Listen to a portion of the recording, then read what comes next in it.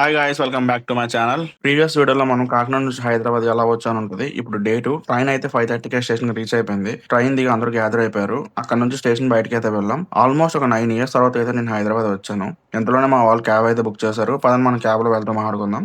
Last గా నేను 2016లో వచ్చాను. అప్పుడు మా అక్క వాళ్ళు హైదరాబాద్ వెకేట్ చేస్తున్నప్పుడు టైం అనమాట. ఆ తర్వాత మళ్ళీ నేను ఎప్పుడు రాలేదు. మా అక్క వాళ్ళకి 2014లో మ్యారేజ్ అయింది. మ్యారేజ్ అయ్యాక మా అక్క వాళ్ళు హైదరాబాద్ షిఫ్ట్ అయ్యారు. కొన్నాళ్ళు అక్కడే ఉన్నారు. ఆ తర్వాత మళ్ళీ షిఫ్ట్ అయిపోయారు. మా అక్క వాళ్ళు ఉన్న టైంలో నేను సమ్మర్ డేస్ అయితే చాలా వరకు అక్కడే గడిపేవాడిని. మళ్ళీ షిఫ్ట్ అయిన తర్వాత నేను ఎప్పుడు మళ్ళీ హైదరాబాద్ వెళ్ళలేదు. అప్పటికిప్పటికే చాలా అయితే మారిపోయింది. ఆల్మోస్ట్ 10 ఇయర్స్ తర్వాత నేను మళ్ళీ హైదరాబాద్ వచ్చాను. హోటల్కి అయితే రీచ్ అయిపోయాం అనమాట. హోటల్ పేరు వచ్చి నిజాం క్లబ్. ఇది నాంపల్లి రోడ్, ఖైరతాబాద్. ఎవరి ఫ్యామిలీకి వాళ్ళకి రూమ్ ఇచ్చేసారనమాట. మా అక్క వాళ్ళకి సెపరేట్ రూమ్, నేను బ్యాచిలర్ కాబట్టి మనకి సెపరేట్ రూమ్ ఇచ్చారు. లోపల ఆల్మోస్ట్ అన్ని ప్రొవైడ్ చేస్తారనమాట. ఫ్యాన్, ఏసీ, టీవీ, ఫ్రిడ్జ్ అన్ని. లోపల ఒక డ్రెస్సింగ్ రూమ్ కూడా ఉంది. బాగుంది. ఇక్కడ ఈ నిజాం క్లబ్ లో ఓన్లీ 10 రూమ్స్ ఉంటాయంట. కింద 4 అండ్ 5, 6 రూమ్స్ ఉంటాయి. పదండి ఇప్పుడు మనం పైకి వెళ్దాం. మాకు పైన వచ్చింది రూమ్ నెంబర్ 6. నాది వచ్చి షేరింగ్ రూమ్ అనమాట. అండ్ ఇంకొక విషయం, మొత్తం ఈ ట్రిప్ లో నేను ఎక్కడైతే స్టే చేస్తానో నాకు అన్ని షేరింగ్ రూమ్సే. మనతో పాటు కూడా ఒక బ్రదర్ అయితే ఉన్నారు. అతను కూడా చార్టెడ్ అకౌంటెంట్, ప్రస్తుతానికి బ్యాచులర్. ఇదిగో ఇవే పైన. నాకు పైన వచ్చింది. ఫాస్ట్ గా రూమ్ లోకి వెళ్ళి ఫ్రెష్ అయిపోవాలి. ఫ్రెష్ అయితే అయిపోయాం. ఇప్పుడు కిందకి వెళ్ళి మా అక్కలు ఏం చేస్తున్నారో చూడాలి. నేను ఆల్మోస్ట్ కిందకి వచ్చేసరికి వాళ్ళు రెడీ అయిపోయి బయటకు వచ్చేసారనమాట బ్రేక్ఫాస్ట్ కోసం. ఇప్పుడు బ్రేక్ఫాస్ట్ అయితే వెళ్తున్నాం. మనకి ఒక 2 days బ్యాక్ లెఫ్ట్ కైకి ఒక దెబ్బ తగిలింది అనమాట. అది తగిలినప్పుడు బాగానే ఉంది, కానీ ఎస్టర్డే నుంచి కొంచెం పెయిన్ అయితే వచ్చేస్తుంది. చూడండి ఎలా అయిపోయిందో. ఇక్కడ ఈ నిజాం క్లబ్ లో మొత్తం 10 రూమ్స్ ఉంటాయి. And dining halls, post facilities, library and కొన్ని యాక్టివిటీస్ సంబంధించిన ప్లేసెస్ అండ్ కొన్ని ఫెసిలిటీస్ ఇలా చాలా అయితే ఉంటాయి అనమాట. మనకి సరిగ్గా తెలియదు. ఇక్కడ ఒకటి చూసుకుంటే చాలా టైం పట్టేస్తుంది. మనం ఉండేది జస్ట్ ఒక హాఫ్ డే అనమాట. అంతే, తర్వాత వెళ్ళిపోతాం. అండ్ ఇక్కడ కల్చరల్ ఫెస్టివల్స్ కూడా జరుగుతూ ఉంటాయంట. బ్రేక్ఫాస్ట్ నుంచి లంచ్ వరకు అన్ని రెస్టారెంట్స్ లోపలే ఉంటాయి. ఫుడ్ కూడా చాలా బాగుంటుంది అంట. ఇప్పుడు మనం బ్రేక్ఫాస్ట్ కి అయితే వెళ్తున్నాం. ప్లేస్ చూడడానికి అయితే చాలా పీస్ఫుల్ గా అయితే ఉంది. ఇదే బ్రేక్ఫాస్ట్ ఏరియా. చాలా పెద్దదైతే ఉంది. ఈ చివరి నుండి ఆ చివరి వరకు. అండ్ నా బ్యాక్ సైడ్ కూడా ఉంది. లేట్ చేయకుండా బ్రేక్ఫాస్ట్ అయితే కానిచ్చేద్దాం.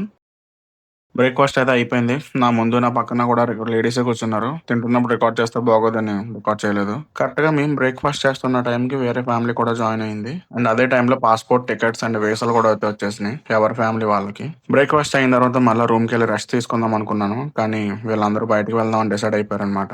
ఎక్కడికో నాకు తెలియదు, కానీ సడన్ గా వచ్చి ర్యాపిడోలో క్యాబ్ బుక్ చేయమన్నారు. మేము ఉన్న లొకేషన్ నుంచి పంజాగుట్ట కంట. నేను చాలా సినిమాల్లో విన్నాను పంజాగుట్ట అని, బట్ ఎప్పుడు వెళ్ళలేదు. ఇప్పుడు వెళ్తున్నాను అనమాట. క్యాబ్ అయితే వచ్చేసింది. మరండి వెళ్దాం.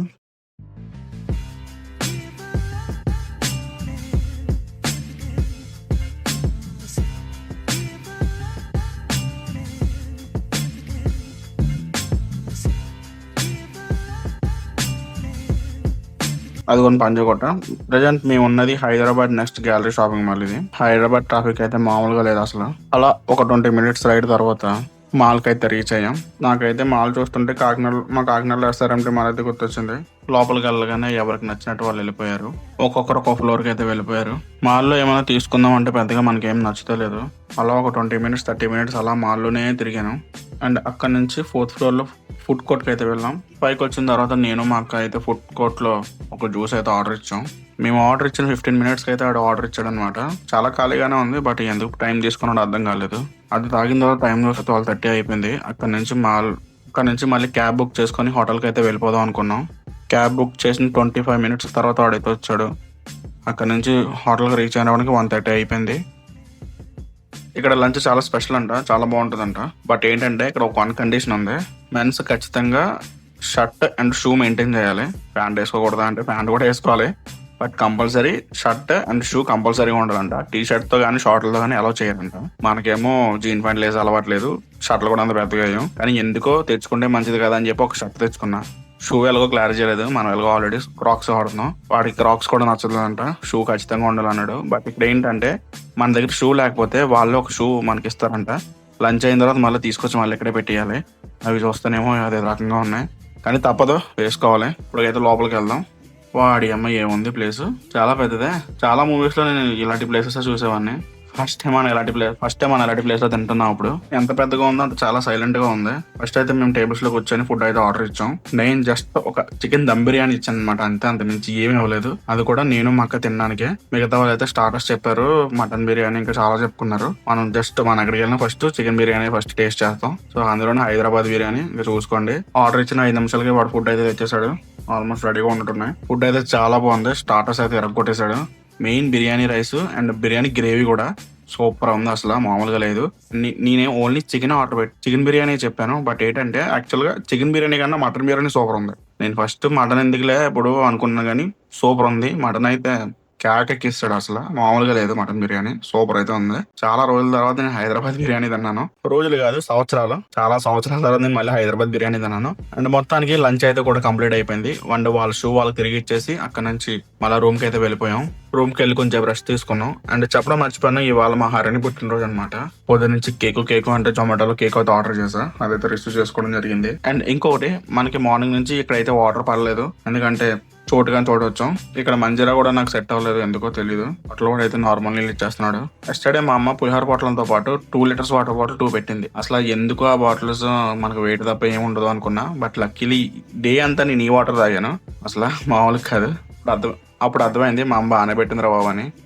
టైం అయితే 3 అవుతుంది. మొత్తం అందరూ మళ్ళీ లగేజ్ ప్యాక్ చేసుకున్నారు. మేము కూడా అన్ని ప్యాక్ చేసేసుకున్నాం. ఈ ట్రిప్ కి మాతో పాటు గైడ్ కూడా వస్తున్నాడు. గైడ్ ఖచ్చితంగా మమ్మల్ని ఎయిర్పోర్ట్ కి 6 కల్లా రీచ్ అయిపోయేలా చూసుకోమన్నాడు. మీ ఉన్న లొకేషన్ నుంచి కరెక్ట్ గా ఎయిర్పోర్ట్ కి 1 అవర్ జర్నీ ఉంటుంది. 1 అవర్ కాదు కానీ ఖచ్చితంగా 1 అవర్ 30 మినిట్స్ అయితే పడుతుంది. ఆ 30 మినిట్స్ ట్రాఫిక్ లోనే అయిపోతుంది. బర్త్డే బాబు కేక్ కూడా కట్ చేసింది. అండ్ ఇక్కడ నుంచి వెళ్ళిపోవడం ఇంకా లేటు. కేక్ కట్ చేస్తున్న టైంలో మనం అయితే క్యాబ్స్ అయితే బుక్ చేసాం. మొత్తం 3 క్యాబ్లు బుక్ చేసాం. మొత్తం ఇక్కడ 4 ఫ్యామిలీస్ ఉన్నాయి కాబట్టి ఫ్యామిలీస్ కన్నా వాళ్ళు తెచ్చుకున్న లగేజ్ అయితే చాలా ఎక్కువ ఉంది. అండ్ ఈ ఫ్లైఓవర్ తెలుసు కదా, అండ్ ఈ ఫ్లైఓవర్ ఎక్కితే డైరెక్ట్ గా ఎయిర్పోర్ట్ కి వెళ్ళిపోతాం అంట. నాకు తెలిసి నేను వచ్చినప్పుడు అయితే ఈ ఫ్లైఓవర్ అయితే లేదు, ఖచ్చితంగా లేదని. మనమైతే ఎయిర్పోర్ట్ ఏరియాలోకి అయితే ఎంటర్ అయిపోయాం. చాలా ఎక్సైట్మెంట్ తో ఉన్నాను ఇక్కడ నుంచి ఎలా ఉంటుందని. సిటీలో కన్నా ఇక్కడ చాలా నీట్ గా ఉంది. అండ్ ట్రాఫిక్ కూడా చాలా ఎక్కువగానే ఉంది. రోడ్డు ఇటుపక్క అయితే చెట్లతో బాగా నింపేశారు. అండ్ ఇక్కడ సిటీలో అయితే ఎలా ట్రాఫిక్ ఉందో సేమ్ ఇక్కడ కూడా అలాగే ట్రాఫిక్ ఉంది. సో ఇక్కడ నుంచి నెక్స్ట్ ఏం జరిగిందో మనం నెక్స్ట్ వీడియోలో చూద్దాం. అంతవరకు సెలవు, బాయ్.